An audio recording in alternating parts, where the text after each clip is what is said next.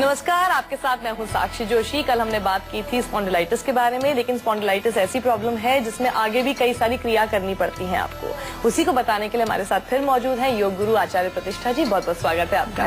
Spondylitis की आगे कौन सी क्रिया और करनी चाहिए उसे ठीक करने के लिए? कल आपने गर्दन की क्रियाएं सीखी थी और इसके साथ ही जो नेक्स्ट स्टेप है वो ये हो जाता है कि इस स्थिति में हम बैठे रहते हैं, जो जमीन पे नहीं बैठ सकते, वो कुर्सी पर बैठ करके इसे कर रहे हैं और अपने दाएं पाम को इस प्रकार से right side of the head में रखना, ऐसे कि आप हाथ से इसे इधर धकेल रहे हैं और गर्दन से अपोजिट तरफ धकेल रहे हैं, यानी दोनों का प्रेशर एक दूसरे पर फील करना, एक दूसरे को पुश आप कर रहे हैं और फिर एकदम रिलैक्स छोड़ दें। इस दौरान ब्रीदिंग कुछ भी हो? नॉर्मल, एकदम नॉर्मल ब्रीदिंग और 3 से 4 बार आप इसका अभ्यास करें और फिर आप बाएं हथेली से अगेन एक दूसरे को पुश करना, यानी सर से हाथ को, हाथ से सर को, और फिर उसे ढीला छोड़ देना।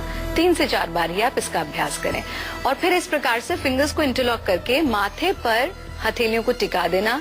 अगेन माथे से हथेली को धकेलना, हथेली से माथे को धकेलना, रिलैक्स छोड़ दे बिल्कुल। 3 से 4 बार इसका अभ्यास और फिर सर के पीछे के हिस्से में हाथों को टिका देना और अगेन सेम मूवमेंट हमें करना है और फिर ढीला छोड़ देंगे। 3 से 4 बार ही करके अपने हाथों को वापस ले आएंगे और आप कैसे रिलैक्स होंगे, इस प्रकार से आप पैरों को सामने फैलाकर हाथों को पीछे टिका करके गर्दन को बिल्कुल ढीला छोड़ देंगे।